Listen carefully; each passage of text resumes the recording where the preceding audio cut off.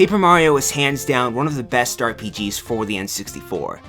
It's also one of the only RPGs for the N64, meaning it didn't exactly have that much competition, but even put up against more RPGs, it's still a really standout title, foregoing the act of creating another standard 3D game for the time and instead creating a lovely pop-up picture book of wonder and RPG and turn-based combat, some fantastical writing, and copious amounts of paper. But before Paper Mario's swan song performance for the N64, during its development it underwent various changes, from its name, altered areas, left out enemies and partners, and badges that made the game way more easy than it already is.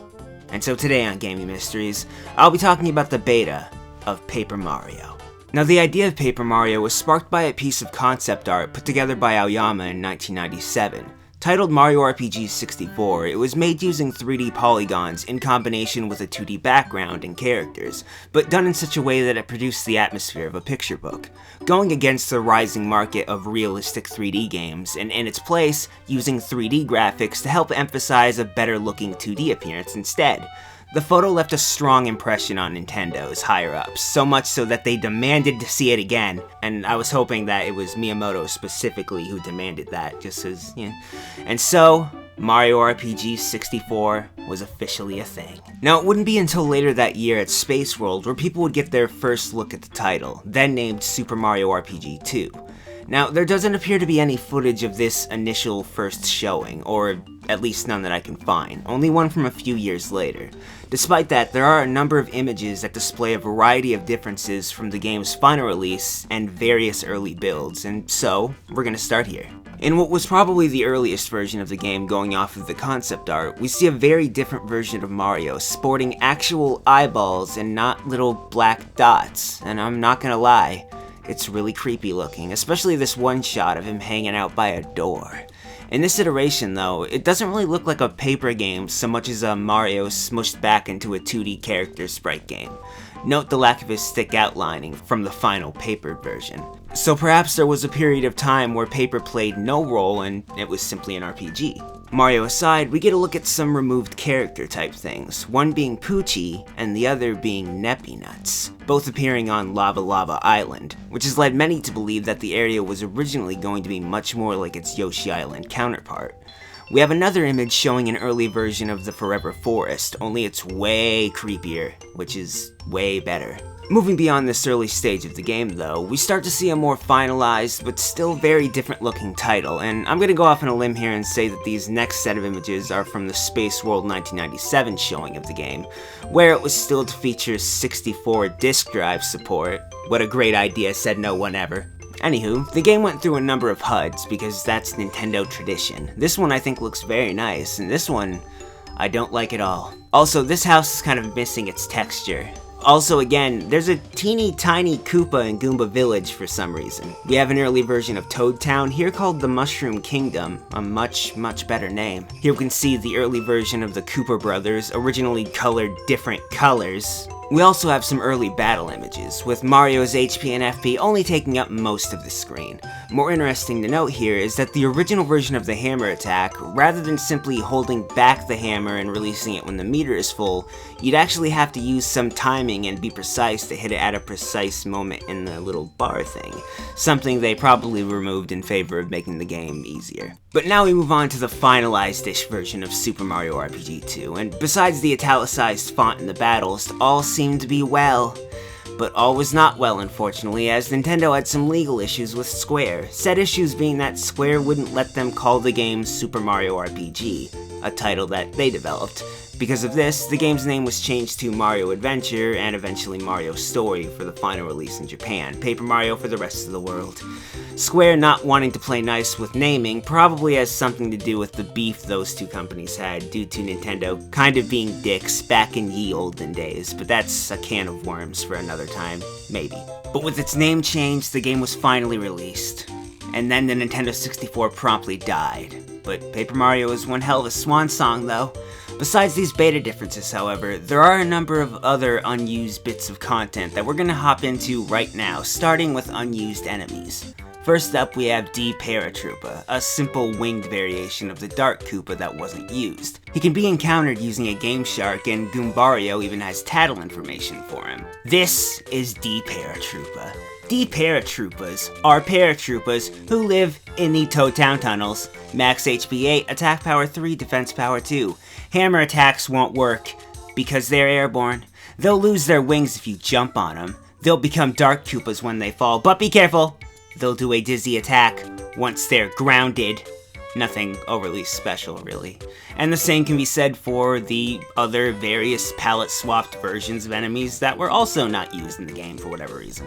But of course, there's two unused enemies that are far more interesting than the rest. First, there's Albino Dino, making an appearance as living statues, but not actually fought in Paper Mario. But, Game Shark. Goombario's tattle for them says, "This is an albino dino." Albino dinos are the guards of this frosty palace. Max HP 8, attack power 4, defense power 4. Fire attacks won't work. Their defense power is huge, so let's reduce their HP steadily using our strongest damage dealing attacks. So play the game like you normally would, top-notch info there. But no enemy is greater than Wacka. See, normally upon encountering Wacka in the game, you have the option to hit him, which of course causes him to produce a potent bread-like substance that we'll assume is safe to eat. But after the 8th hit, he takes his pastries and makes his leave. Or at least he does in the retail release, as originally he took getting hit less well, and you can fight him with a Game Shark, tattle included. This is Wacka.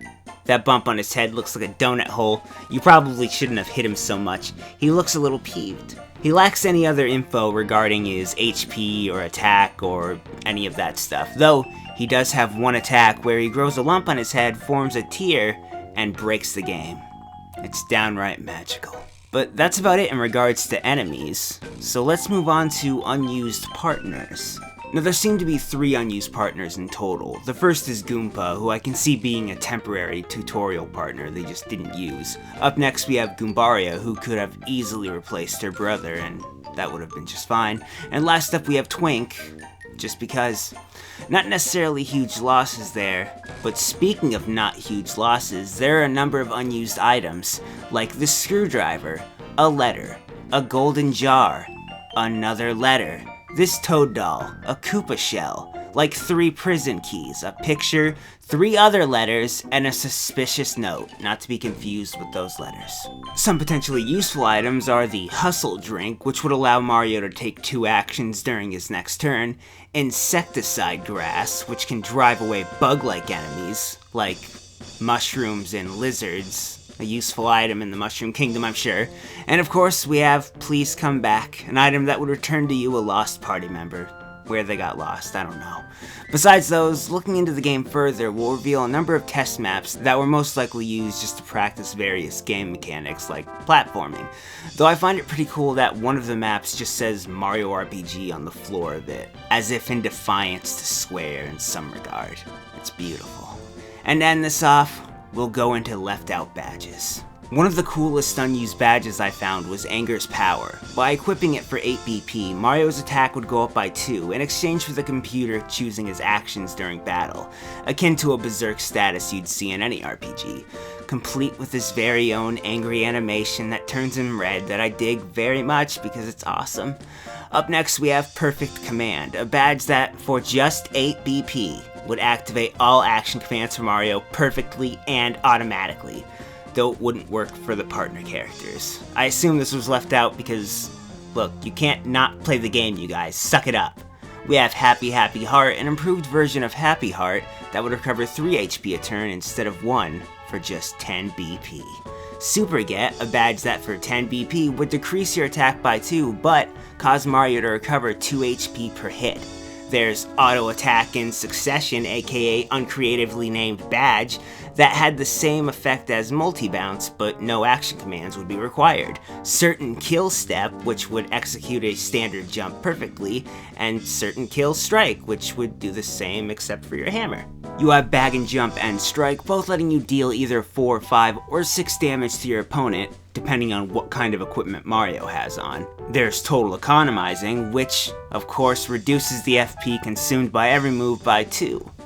because that's exactly what that kind of move would do.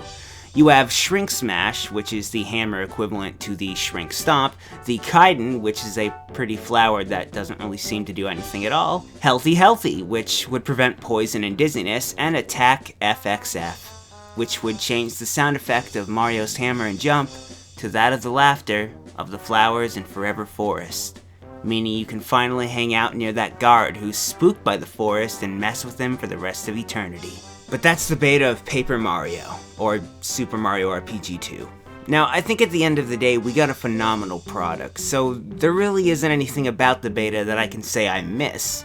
Although, there is this what-if scenario I can't help but think of where Nintendo didn't piss off Square, got to use the Super Mario RPG name. Hell, maybe in that world the two companies may have worked together more often and created more role-playing goodness. It's a shot in the dark, and it didn't happen, and it never will, but I'm sad now. This has been Gaming Mysteries. Thanks for watching.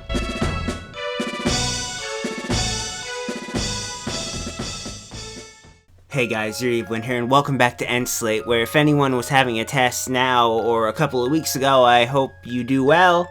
I'm sorry, Nico, that was really late. I know. Things happen. Bad things happen. I'm sorry. But hey guys. Welcome back to Slate. You just watched the Gaming Mysteries on the beta of Paper Mario. I hope you enjoyed it. I've been meaning to cover the topic for a while now. Glad I finally got around to it. Not glad I had to rewrite the script 5 times, but fuck it. But yeah, Slate. I'm gonna end Slate things, but today's a special end Slate because I'm not just doing the normal end Slate because I collabed. I did one of those collaborations. So the first thing I'd like to point you guys towards is a collaboration video I did with Trailer Drake, which is 10 unpopular opinions on Majora's Mask, which, thinking back upon it now, I bet I can think of some more. You know. One of my silly ones got cut, damn. But, yeah, you guys should check that out if you didn't see that. That's the unpopular opinions on Majora's Mask. And then the other video I'll point out is the last one I did on this channel, which was a Gaming Mysteries on Shadow of the Colossus.